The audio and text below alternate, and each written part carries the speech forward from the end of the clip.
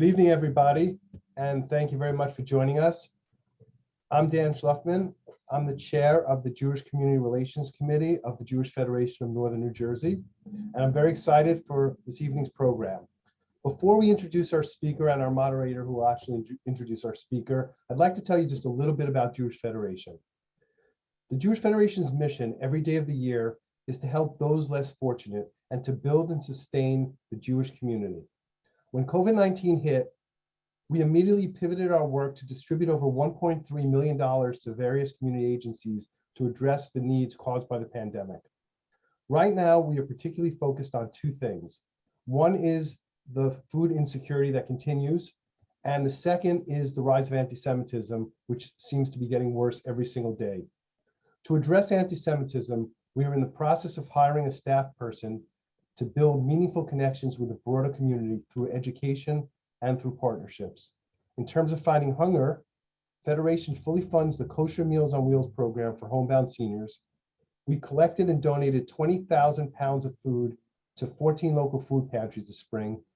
And during Hunger Awareness Month, this coming September, we were having a community scavenger hunt to restock the food pantry at the Jewish Federation and Children's Services. This will occur sometime in September. Check out our website for more information on various programs and the services we provide.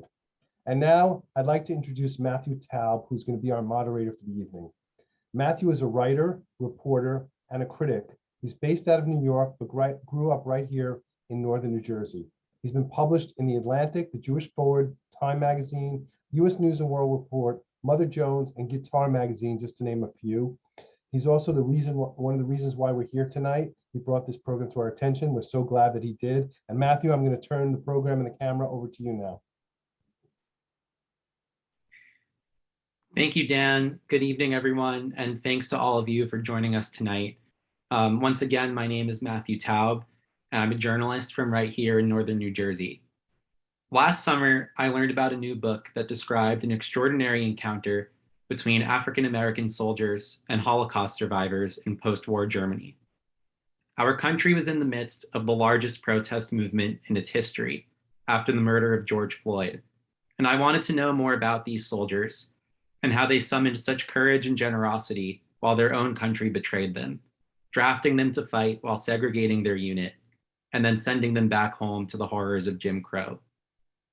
Reporting for the Jewish Daily Forward, I had the great privilege of interviewing John L. Withers II, author of the book Balm in Gilead, A Story from the War.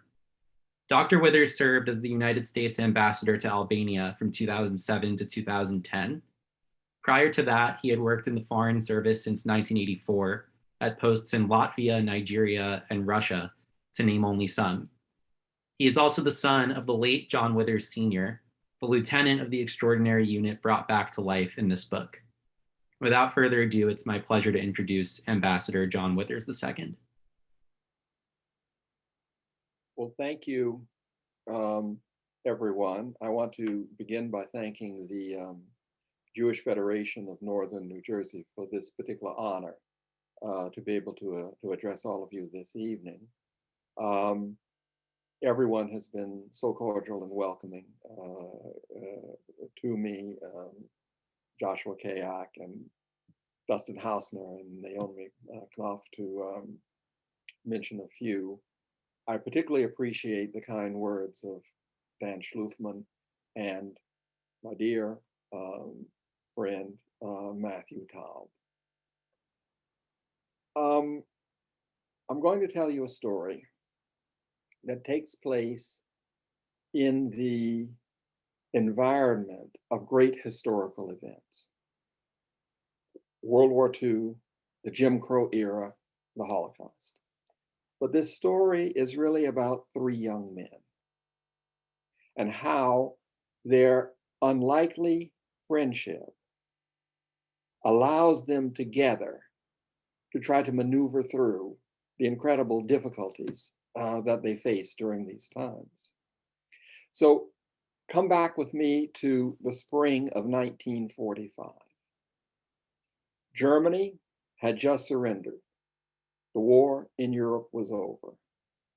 And right at that moment, an order came down to a small truck unit, a quartermaster unit, whose task was to ferry the supplies from the great depots in the rear to the combat troops in the front. They themselves were not combat troops. They didn't fire a single shot in anger in the whole war. But they were characterized by some characteristics that I'll talk to you about later, and mainly by the fact that in the segregated army of the time, the unit was entirely African American. One of its officers was Lieutenant John L. Withers, my father. When this order came down, it was an emergency order. The men were to rush supplies, blankets, milk, medicines, to a village with an unpronounceable name somewhere in the distance. The men were not particularly impressed with this order. They'd received dozens upon dozens of these orders. They were all emergency. And the troops had a saying that the orders were to leave immediately and arrive even sooner. Besides, the war was over, and they were consumed with thoughts of going home, back to their mother's cooking, back to their girlfriends, back to their friends and relatives in the different places, mainly in the South, that they had come from. And so, not paying attention, they were shocked when this German village turned out to be the Dachau concentration camp, just a few weeks after its liberation. And even though international relief organizations were in the camp and doing everything that they could to alleviate the suffering, the men found what they saw there horrible. And it affected them. It affected them greatly. Many could not sleep. Many had nightmares. They had led rough and tough lives in the Jim Crow South for the most part, but they'd never seen anything like this, and it shocked them. They were further shocked a few days later when two young survivors of Dachau, still in their prison garb, appeared at the gate of the camp where these men were bivouacked.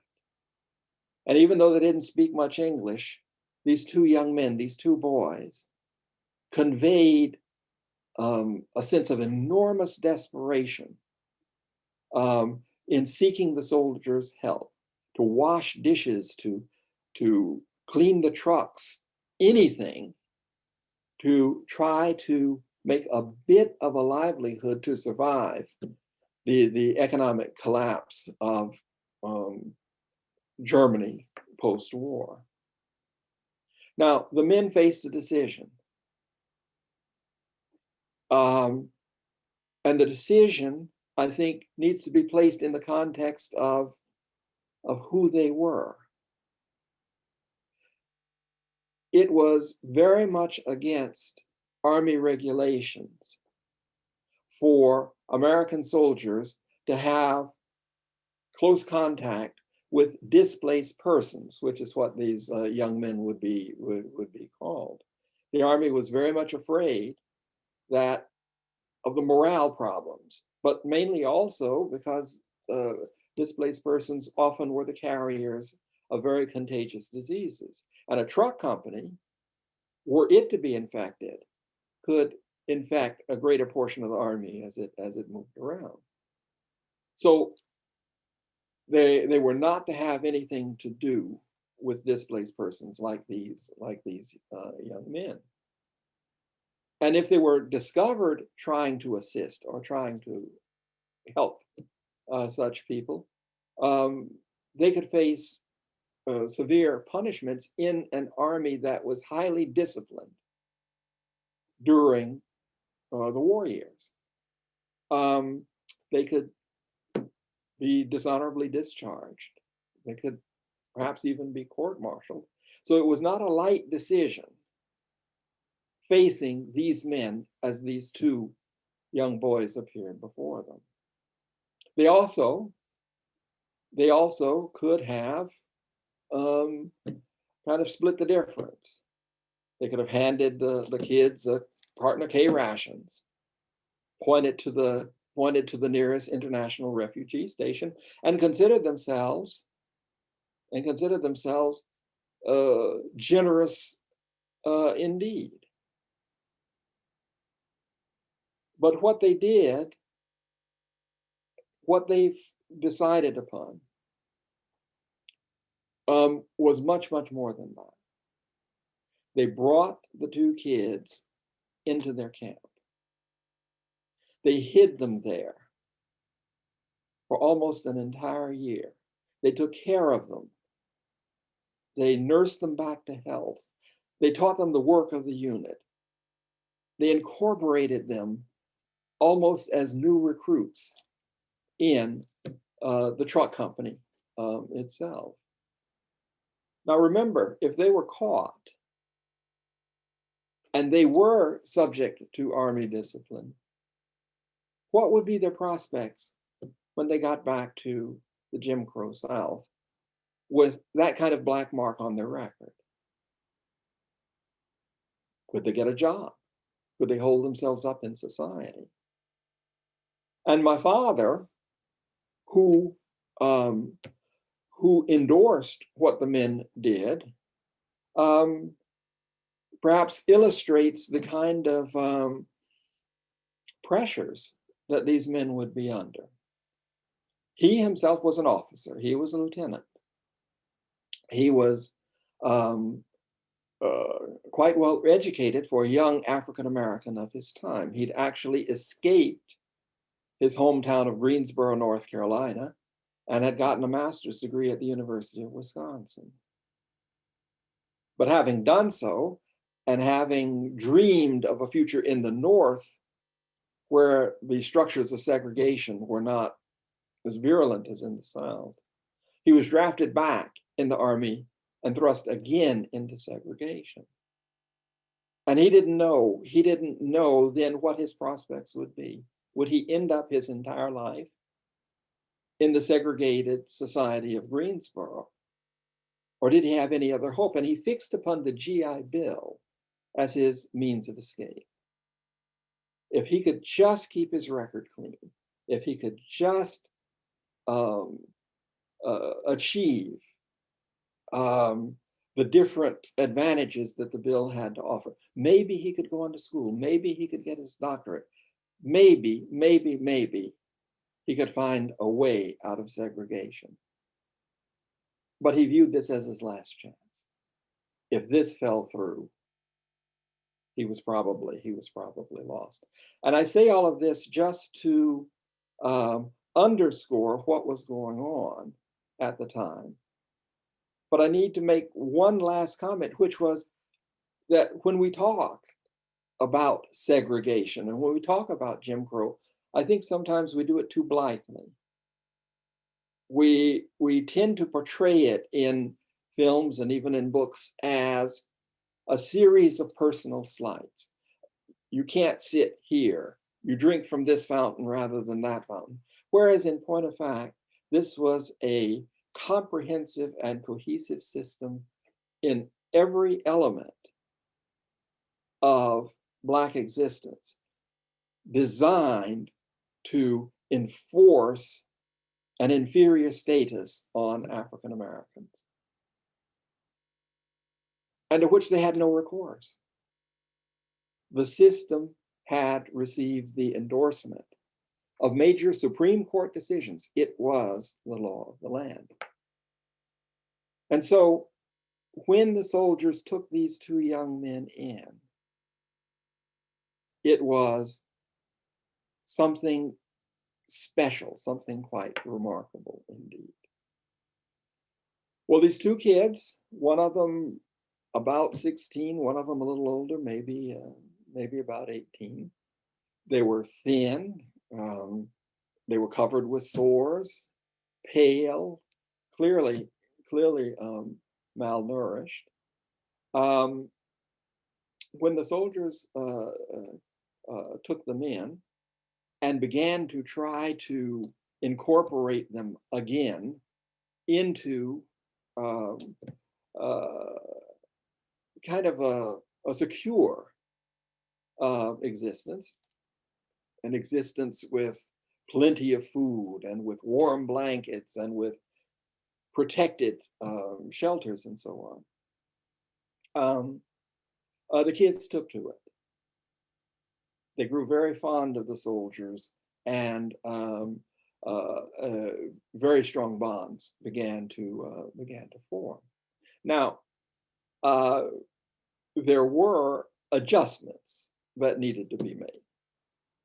First of all, the kids had to learn English, and they did so with quite some rapidity. It almost maybe a survival skill that they could pick these things up very, very rapidly. But of course, the English that they picked up was the English of soldiers.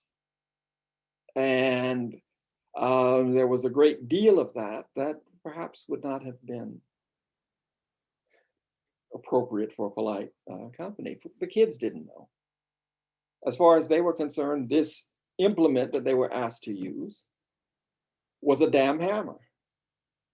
That's what the soldiers called it. That's what they called it, and they had to be taught that wasn't quite proper usage. The other thing that they had to do was to adjust to certain African American ways.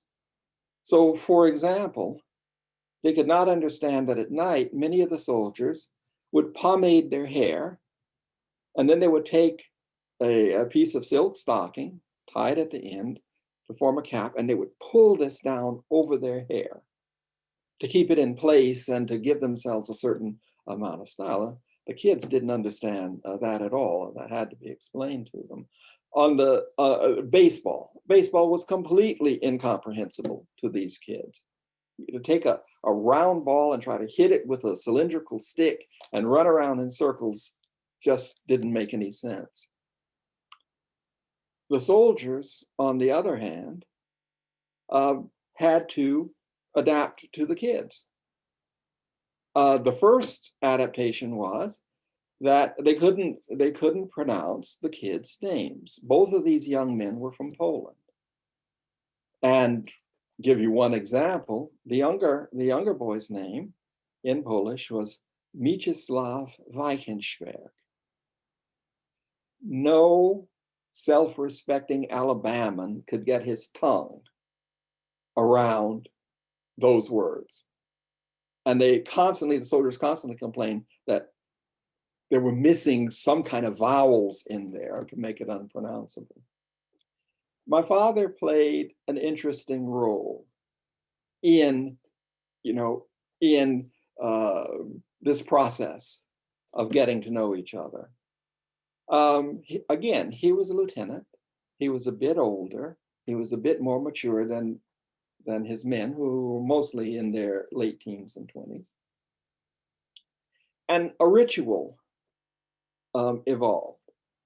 The young men at the end of the workday would gravitate to his quarters, and they would sit around and they would ask him all kinds of questions, and they would discuss things. And he served as a kind of a cultural interpreter for things that they didn't understand. And also, for that matter, for the soldiers, for things that they didn't understand. And it all worked out. But over time, as these little gatherings went on, he began to notice things, right? And even though most of the time it was joking and laughing, singing little songs and so forth, he began to notice that the kids would return to certain particular themes, and the major theme was America. They talked to him constantly about America. They questioned him all of the time about America. Now, they were not talking about a real place. They were talking about the projection of a mythic America, the America that they'd maybe seen on newsreels or had read about somewhere. And it slowly became clear to him that they saw America as a place where perhaps they could find a new start if ever they could get to America. And he began to realize that in talking to them about America, he couldn't talk to them about the America that he knew. He couldn't talk to them about the America in which he, as an African American, had an inferior status to the rest of the society. He knew instinctively that they didn't need anything negative. And so he talked to them about the America of the ideal and even his own ideals, the America that was to come, the America that many, many, many years later, Dr. King would capture in his famous speech, "I Have a Dream." My father had a dream, and it was that dream that he conveyed to these young men. And as he did so, he was not a psychiatrist, a psychologist in any sort of a way. But it began to occur to him that they were looking to him as something of a surrogate parent, something to replace the parents that they had lost during the terrible conflagrations, and which was so deeply embedded in them, that had traumatized them so much that they wouldn't even talk about it. And if any questions that he or any of the men had about their backgrounds, about their families, about their hometowns, they would come apart emotionally. So it was an unwritten rule that you never discuss that. What they were looking for from my dad were reasons to believe. And they were looking for him to provide those. They were looking for him to reassure them that despite the horrors that they had endured so far, despite the betrayal that this terrible thing called life had inflicted upon them, the future yet held hope. And in his clumsy, not understanding way, he attempted to convince them that hope was theirs as well. Well, eventually, in time, the unit demobilized. As I say, the boys were with them for about a year, and so the unit began to demobilize. And these two young men, recognizing this, had begun to move. They'd begun to move out. They had begun to try to find possibilities elsewhere. Now, I should mention that because the Polish names were so impossible for the soldiers, they had given these kids nicknames, right? The oldest boy, his name was Shlomo Solomon, so they called him Solomon. The younger boy, Mieczysław Eichenberg, they completely gave up on, and they called him the old Southern nickname, Pee-wee. So Pee-wee and Solomon. And eventually it came time for my father to leave. By that time, the young men were established in a nearby German city. They had used these skills as mechanics and repairmen to find jobs in this city. Solomon had actually met a young woman, also from Poland, also a Holocaust survivor. They were engaged, and not long thereafter, they married. And so they were on their feet again, and the soldiers had helped them with it. The day came, my father had to say farewell. And he described how very emotional he was to have to leave his dear friends, Solomon and Pee Wee, behind. Now let's swing forward a great many years. He came back to the United States. He got the GI Bill. He earned his beloved PhD, University of Chicago. He met himself a young, attractive woman whom he married. A few years later, I came along. A few years after that, my brother came along.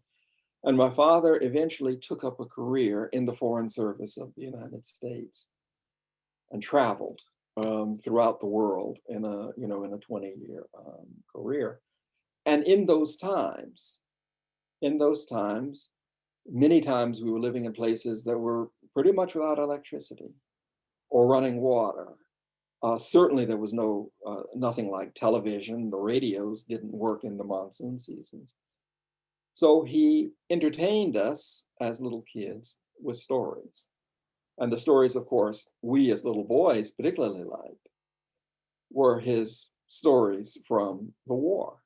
We had in our minds that our dad had single-handedly won the war. And, Audie Murphy and John Wayne be damned, it was our dad who had beaten the Germans. But the story that he returned to all of the time was the story of these two kids. And he often wondered what had become of them.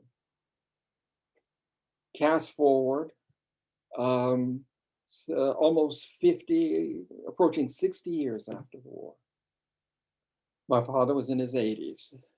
And at that point, he was struck with cancer. And we saw a great change come over him. He had previously been the most gregarious and outgoing of men. And now he retreated. He sank within himself. And when I spoke to my mother about it, she said that like many aged men facing mortality, he was trying to summarize what his life had been. And I protested. I said, of course, he had a wonderful life. People love him. He's done all of these great things. He said, you can't tell him that. You've got to show him.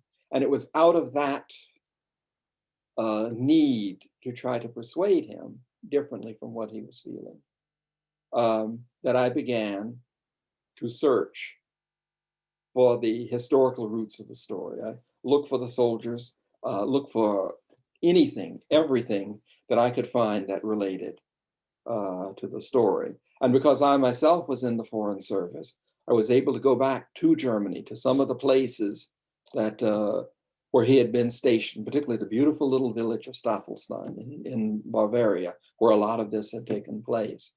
And I searched and I searched and I ran into dead ends and so on. But eventually, miraculously, I hit upon background material on Mieczysław Weichensperr. And I won't take you through all of the permutations, the dead ends, the frustrations, the difficulties. But one day, almost miraculously, I met a man who was from the same hometown as Mieczysław Weichensperr and who had known him as a boy. And lo and behold, he had met Mieczysław at a reunion of survivors. And lo and behold, Mieczysław had indeed come to America and had made his life here. And my contact had a phone number. After searching for all of those years, encountering so many difficulties, I picked up the phone and I called the number. And I hit my last moment of despair because the number took me to a recording which said that that particular number was no longer in service. And I thought, oh my goodness, it is not in service because he's passed away before I could reach him. But my contact said, no. no, let's keep looking. Let's keep looking. Don't give up yet. And I agreed, but I was very doubtful. And then one afternoon, I was sitting in my small office, and I got a telephone call. And the call was from a woman who introduced herself as Barbara Berggren. Well, the main name meant nothing to me, and I thought she had the wrong number, particularly when she asked if I was Mr. Wickers. But no, my name is John Withers, and I think you have the wrong number. She said, well, I got a message that I didn't understand, that you were looking for a relative of mine. And again, the psychology. I thought, my goodness, if she's calling, then he can't. I'd missed him. No, she said. He's my father, and he's sitting right here. And I only wanted to ask your permission to stay on the line because he's a little bit hard of hearing. And at that moment, a soft voice came on the line. And he said, did you say your name was John Withers? And I said, yes. And he said, are you related to Lieutenant John L. Withers of Greensboro, North Carolina? I said, yes, he's my father. How is your father? I saw him this morning. He is well. Will you tell him that I am well too? And that night, almost 55 years to the day of Dachau's liberation, the former Lieutenant John L. Withers of Greensboro, North Carolina, and the boy who had once been Mieczysław Weichensberg, and who had Americanized his name to Martin Wigan, but for a brief period of his life was known as Pee Wee, spoke. 3 weeks thereafter, they were together again in Hartford, Connecticut, where Pee Wee had made his home. A very emotional weekend, wonderful family. Pee Wee had come and he'd prospered. He'd done extremely well. And it was one of the most emotional times of all of our lives.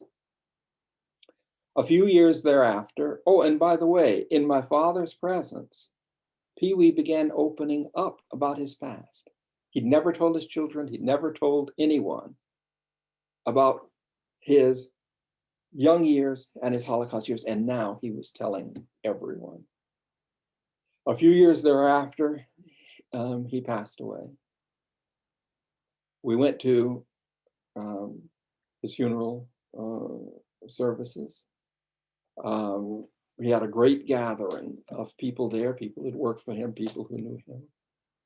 They were from every walk of life and from every conceivable nationality: Cambodians, Jamaicans, Jews, African Americans. And at a certain point in the service, my father, who was then almost 90 years old, walked up to the podium and he looked around the room and he said, my name is John Withers, and I have known this man here longer than anyone in the room. And let me tell you what kind of man he was. A few years later, my father himself passed away. And when he did so contentedly. I never saw this depression that had affected him after he met Pee Wee again. Indeed, a week before he died, he said once to my mother, apropos nothing, I have accomplished everything I wanted in my life. Let me conclude here, but let me just say, when I tell this story, I'm always asking myself a question. And that question is, what is the measure of a human being? Is it wealth? Is it fame? Is it power? Or is it something simpler? something humbler, quieter. I can't give you a full answer to that question, but I do believe that the measure of human beings comes from within.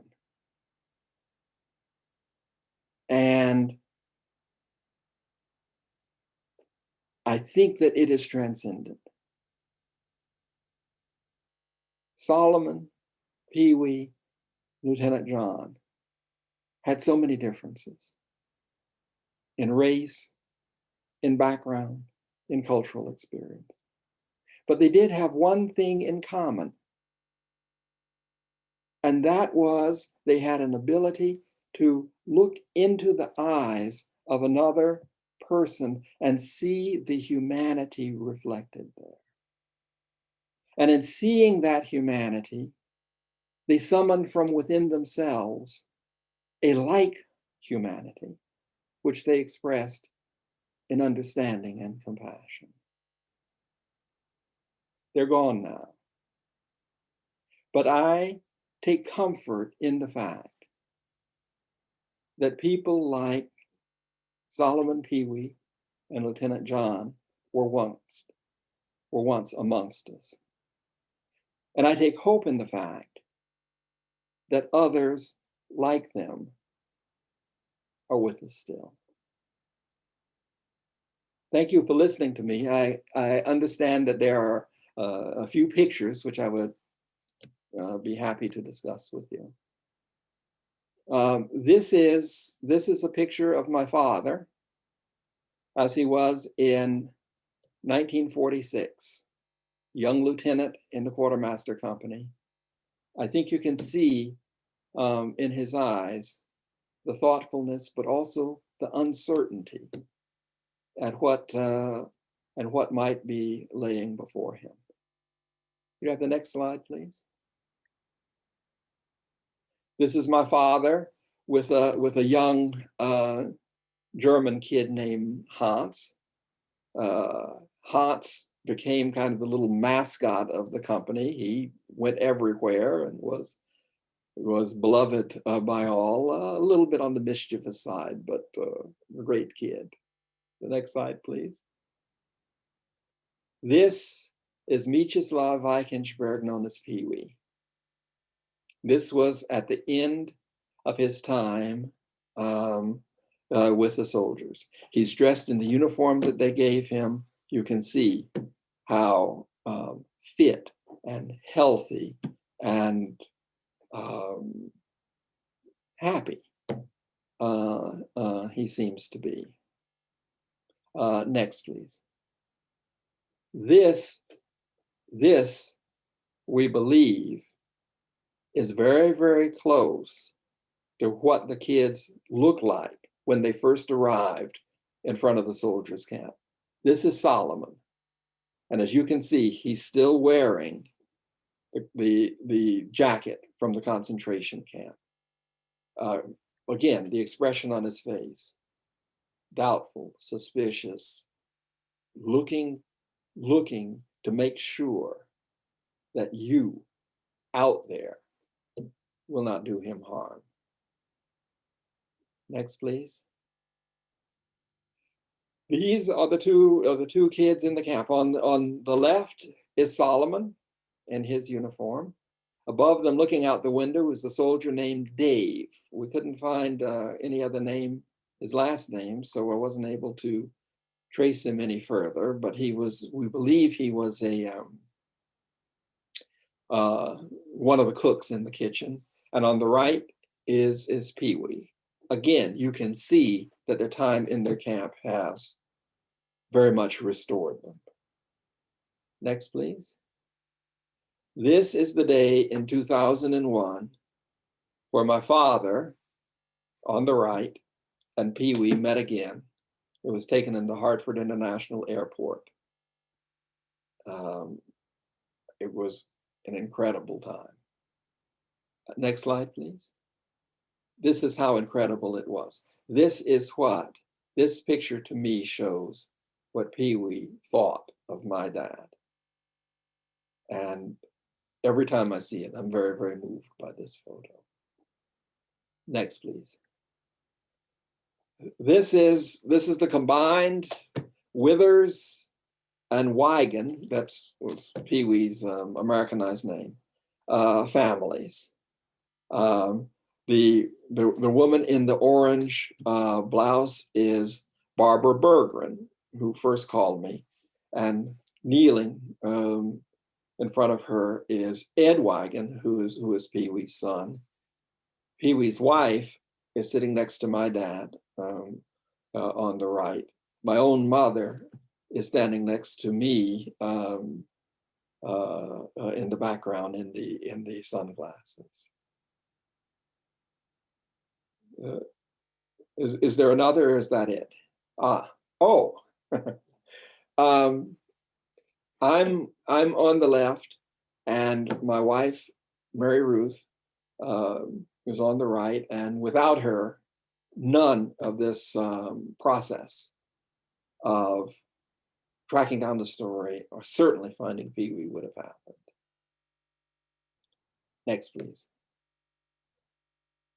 In case you make the common mistake that before you is Denzel Washington, let me correct you. No, that's just me.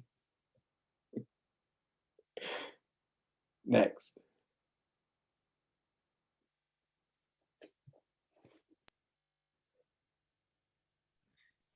Well, thank you, John. You know, I'm always so moved by the story, even though I've been familiar with it for some time now.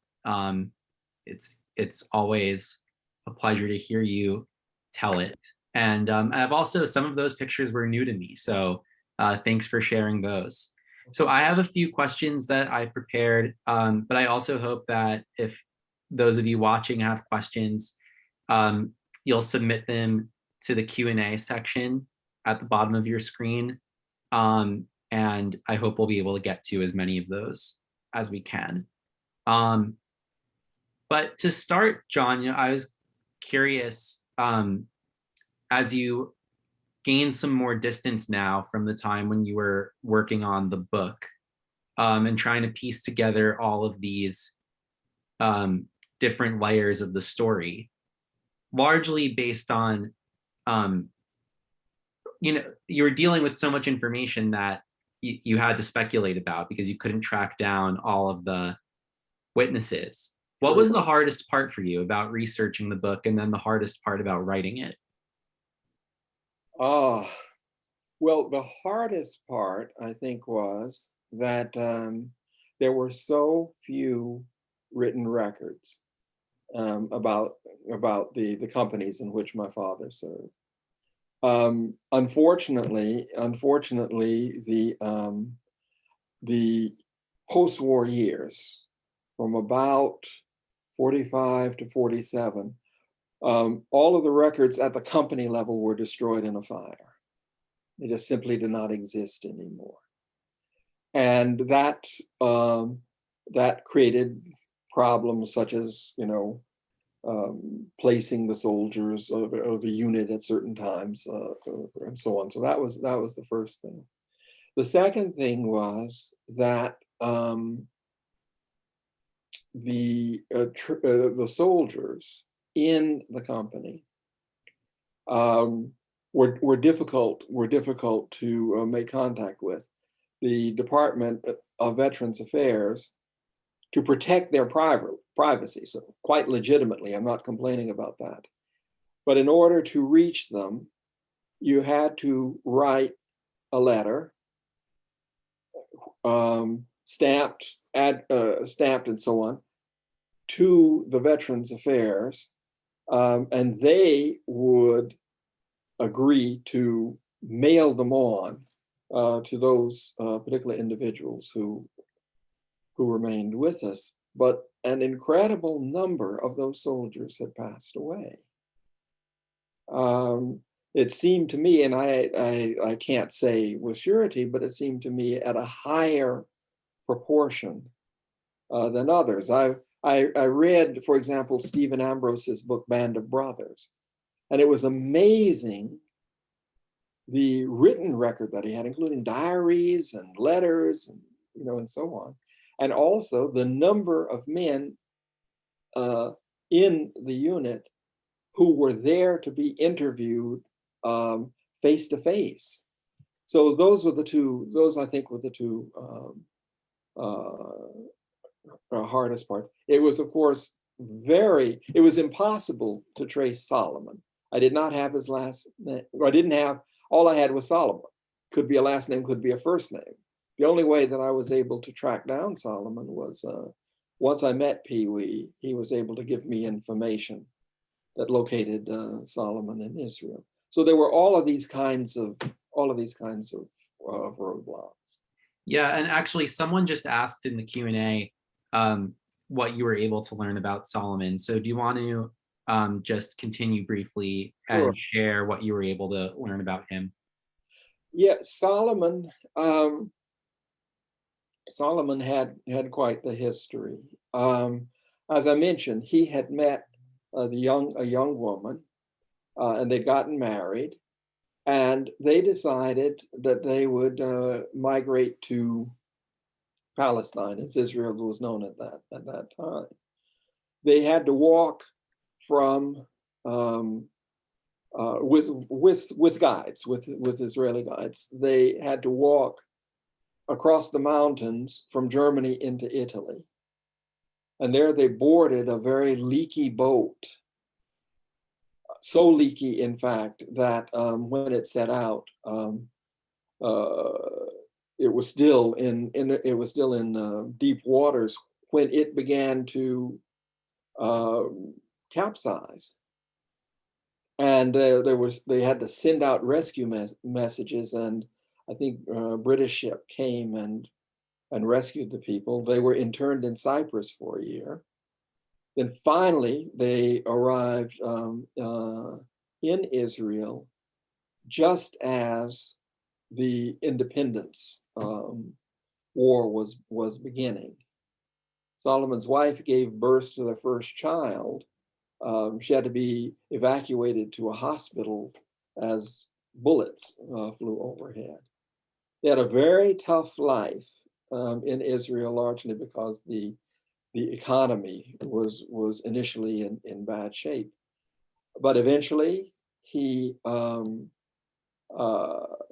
developed a business that provided fruits, fresh vegetables, and so on to the major tourist hotels, and he was able to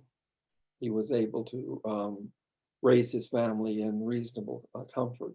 He came down with cancer and passed away in 1993, a number of years before I could reach him. But I was able to speak to his wife, and she told me the incredible stories of his upbringing. I was sent a memoir that his sister wrote that told much of Solomon's stories. And I keep in touch with his surviving daughters to this day, just as I keep in touch with Pee Wee's children. Very important to me. Thank you, John. I wanted to also ask you about something that I don't think we've spoken about before. I was wondering if you learned anything about your father during your own research on the book, potentially even after he passed. Anything that you hadn't known before that he had not talked about or not opened up that you were surprised to learn about your own father? Well, I think that the biggest thing was this, all right? My father, when he entered the Foreign Service, was a pioneer for African Americans in the Foreign Service. He was amongst a small group that entered in the 1950s, and he was quite successful. He was in the economic assistance side of this. He was very successful, and he was at the end of his career, he received plaudits and awards and so on. And the man that I knew was very self-assured. in a kind of self-deprecating kind of way, confident, humorous, and so on. But he was standing on a very firm foundation of self-confidence. And what I discovered as I went back and looked at him in the pre-war years was that he was really constricted by uncertainty. He had no idea what was going to happen to him. He had no idea whether he could break out of of the society and of the system that he had been born into. He had no idea whether or not he would ever live in circumstances where he did not have to face the constant and continual pressure of Jim Crow. And indeed, certain readers of the book who knew him as Foreign Service colleagues or in his more mature years were, I wouldn't say unhappy, but they were a bit shaken to discover this other side of him. That was not the person that they knew. Mm-hmm. Someone asked a question in the chat that I think continues on this theme, which is, and I think it's a really interesting question. Did Pee Wee and Solomon ever ask, as far as you know, did they ever wonder why the unit that they had been welcomed into was entirely African American? What awareness did they have of the fact that they were in a segregated unit? Very, very, very interesting question. I think they had to learn that. All right, they